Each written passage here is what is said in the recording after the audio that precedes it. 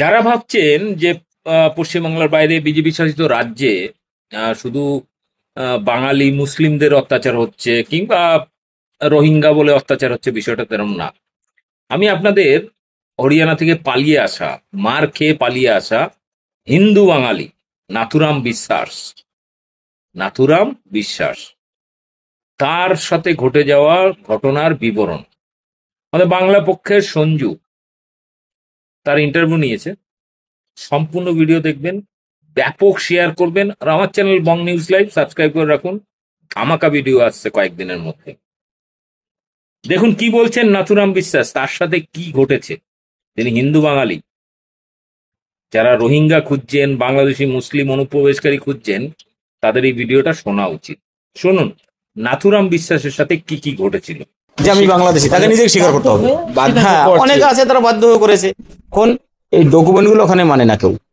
মারধর যেটা করা হয়েছে সেখানে তো হিন্দু মুসলিম দেখে করা হয়। তারা তুলছে, তার ভিতরে কি সব মুসলমান তুলছে না হিন্দু আছে? এখন দেখলাম খোঁজ খবর নেই, না হিন্দু লোক আছে প্রচুর। নমস্কার, আমরা অশোকনগর বাংলা পক্ষ থেকে আমরা এসছি নাথুরামদার বাড়িতে। নাথুরাম বিশ্বাস একজন বাংলার হিন্দু বাঙালি।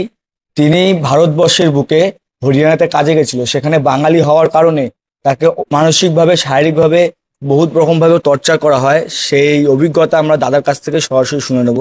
দাদা, একটু ঘটনাটা যদি একটু বিস্তারিত বলবেন। ঘটনাটা হয়েছে তোমার ওখানে বাঙালি যারা ছিল তাদের মোটামুটি মাসখানেক আগের থেকে বাঙালি যেখানে যেখানে ছিল, আমরা যে কাজ করি ওইখানে, এটাকে বলে কপাডি কাজ।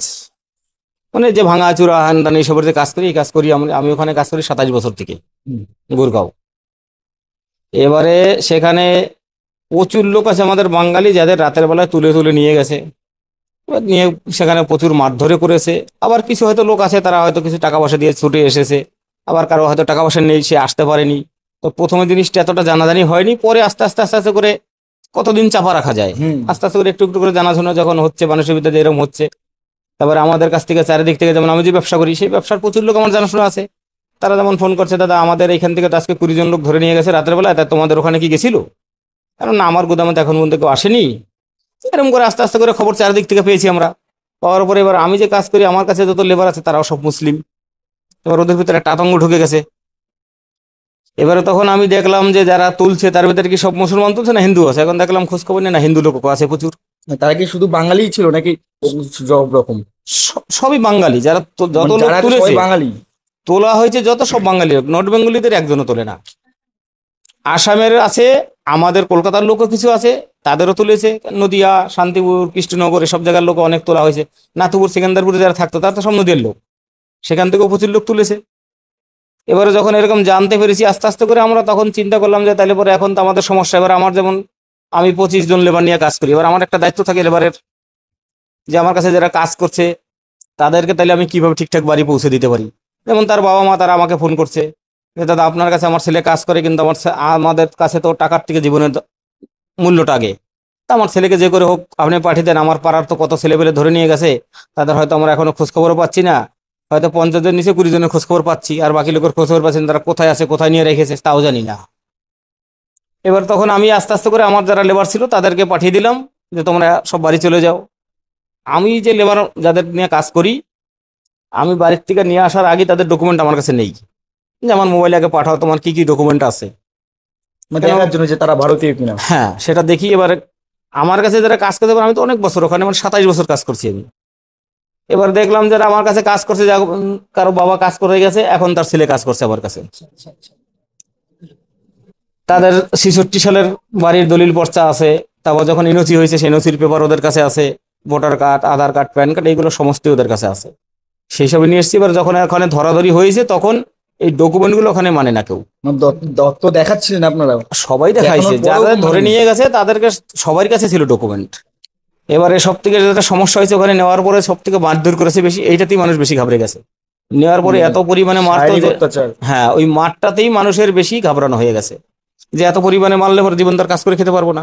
হয়তো যে আসছে বলছে দাদা আমাকে যা মেরেছে আমি আর জীবনে কাজ করে খেতে পারবো না, আমার পুরো জয়েন্টে জয়েন্টে সব ব্যথা হয়ে গেছে, ওষুধ না খেলে আমি দাঁড়াতেও পারি না।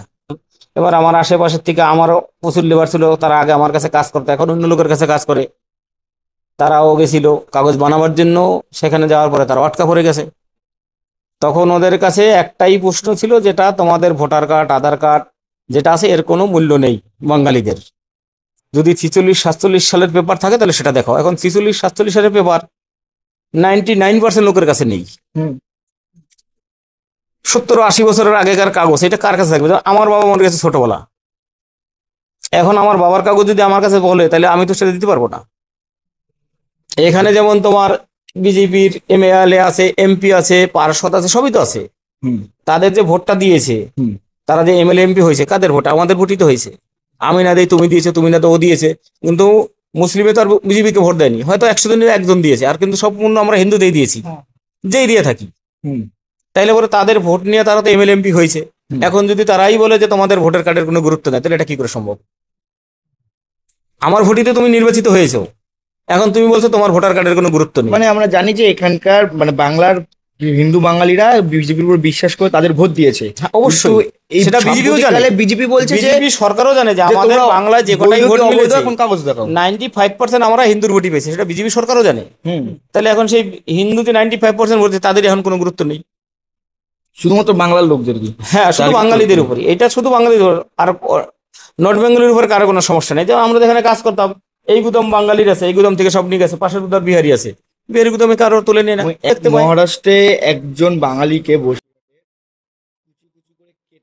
জলাশয়ে ভাসিয়ে দেওয়া হয়। এইটাই তো, যে এই জিনিসটা যেটা হয়েছে, মারধর যেটা করা হয়েছে, সেখানে তো হিন্দু মুসলিম দেখে করা হয়নি। তারপরে হচ্ছে মালদার কালিয়াচকের একজনের বাড়ির দলিল আছে। হুম তার ছেলেকে ঘাড়ে বন্দুক থেকে বর্ডারে পাঠিয়ে দেওয়া হয়। এরকম অনেক হয়েছে, ওখানেও হয়েছে। যেমন তোমাকে ধরে নিয়ে গেছে, তোমাকে এরকম পরিমাণে মারা হচ্ছে, তুমি যতক্ষণে নিজে মুখে স্বীকার না করো ততক্ষণে মারছে যে আমি বাংলাদেশি, তাকে নিজেকে স্বীকার করতে হবে। বাধ্য হ্যাঁ, করছে। অনেকে আছে তারা বাধ্য হয়ে করেছে। এখন আমাদের পশ্চিমবাংলায় যেমন বিভিন্ন জায়গার লোক আছে, হুম সমস্ত রাজ্যের লোকই এখানে আছে কম বেশি।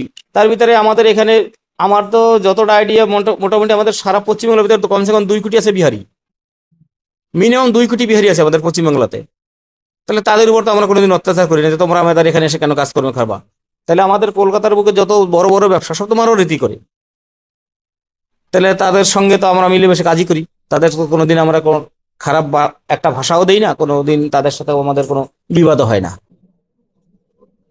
কিন্তু এখন এই যে বাঙালিকে দেখতে পাচ্ছে না কেন, এটা এখন সরকারের ব্যাপার, সে কি করবে না করবে সে সরকারই বলতে পারে, এটা তুমি আর আমি তো বলতে পারবো না।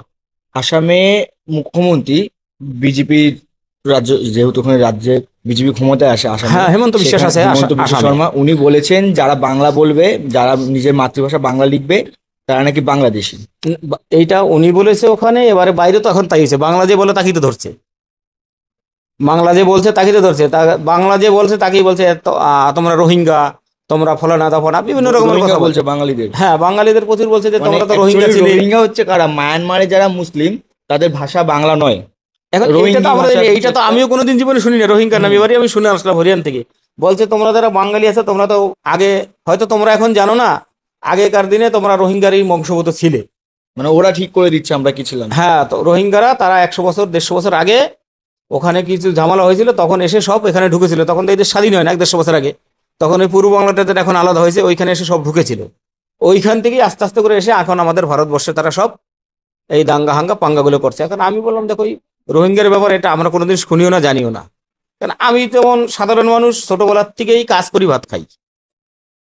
মানে এখন বাঙালিদের আপনার মনে হয় কি করা উচিত? বাঙালিদের আমি তো, যারা পরিযায়ী শ্রমিক আছে, সমস্ত বাঙালিদের আছে, আমি বলবো যদি বাঙালির উপর যদি অত্যাচার হয়, হুম, সেটা কোনো পার্টিগত কোনো ব্যাপার নেই। বাঙালির উপর অত্যাচার হলে সমস্ত বাঙালি এক হয়ে সরকারের সামনে গিয়ে দাঁড়াও যে আমাদের বাঙালির সাথে কেন অত্যাচার হচ্ছে, আমাদের বাঙালির অপরাধ কি। বাঙালি হওয়া কি আমার কোনো অপরাধ নাকি? আমার মা বাঙালি ছিল, আমি বাঙালির গর্ভে জন্ম, সেটা তো আমার কোনো অপরাধ না। আমার মায়ের গর্ভের থেকে আমি বের হয়েই আমি শুনেছি বাংলা কথা, আমি বাংলা শিখেছি, আমার কোনো অপরাধ?